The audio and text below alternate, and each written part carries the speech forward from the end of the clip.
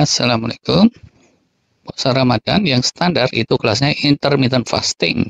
Pihak lain bisa juga di luar konteks Ramadan. Misalnya ya, puasa kesehatan gitu, praktekin 28 hari atau 4 minggu, atau bahkan sampai 8-9 minggu, itu bisa juga.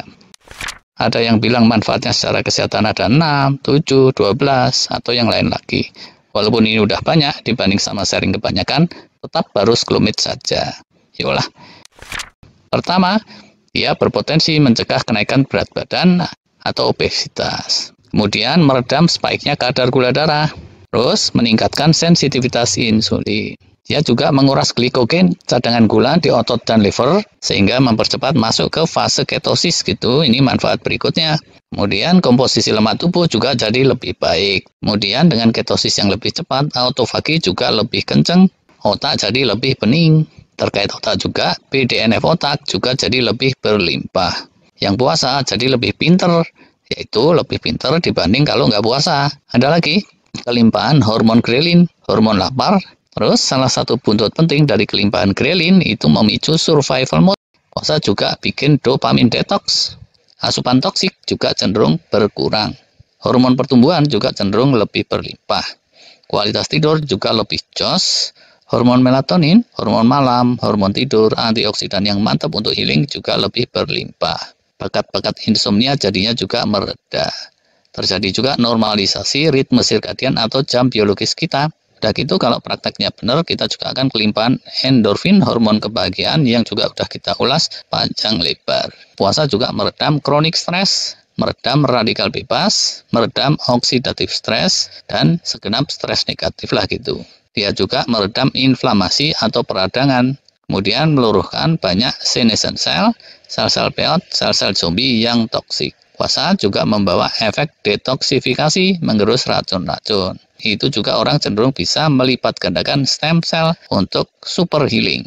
Jika bikin awet muda, awet sehat, umur panjang, anti penuaan, daya tahan, dan imunitas juga cenderung meningkat. Terjadi juga normalisasi bioelectricity. Terkait itu juga jadinya dia meredam bakat-bakat dan bibit-bibit kanker. Puasa juga bikin stabilitas genetik lebih solid, bisa memperpanjang telomer juga yang membawa pada efek pemudaan kembali. Dia juga meredam misfolded protein. Kemudian puasa juga meredam hipertensi dan berbagai penyakit kardiovaskuler. Dia memperkuat jantung dan paru juga, buah dari survival mode tadi itu. Kemudian puasa juga meredam potensi kepikunan, demensia, atau penyakit-penyakit otak saraf yang lainnya. Puasa juga cenderung menajamkan fungsi mitokondria yang merupakan generator energi di tingkat sel. Buah dari survival mode juga, hormon-hormon testosteron, hormon-hormon reproduksi wanita juga jadi lebih solid. Terjadi juga overhaul konstelasi gut microbiome atau mikrobiota di perut. Terjadi juga pengistirahatan ginjal, liver, dan segenap saluran cerna. Berikutnya, dia memperbaiki kesehatan sosial juga, termasuk ada silaturahmi di situ, networking, padahal manusia ini kan makhluk sosial ya. Terus, memantapkan spiritualitas dan mindfulness sudah tentu. Hormon oksitosin juga melimpah, ini hormon kebahagiaan yang lain lagi, di ujungnya nanti ada pahala Allah tentu saja. Selain kesadaran sosial dan spiritual, kepedulian kesehatan juga biasanya meningkat. Terus, bersamaan dan kepedulian kesehatan, biasanya diet menjadi lebih balance dibanding hari-hari biasa. Bagi yang jalanin pakai tarawih apa segala macam, tubuh juga jadi lebih aktif. Buat yang lebih rajin lagi, pakai baca Quran segala, tadarus, umroh, itikaf. Puasa ini juga bisa jadi momen pembelajaran yang berharga.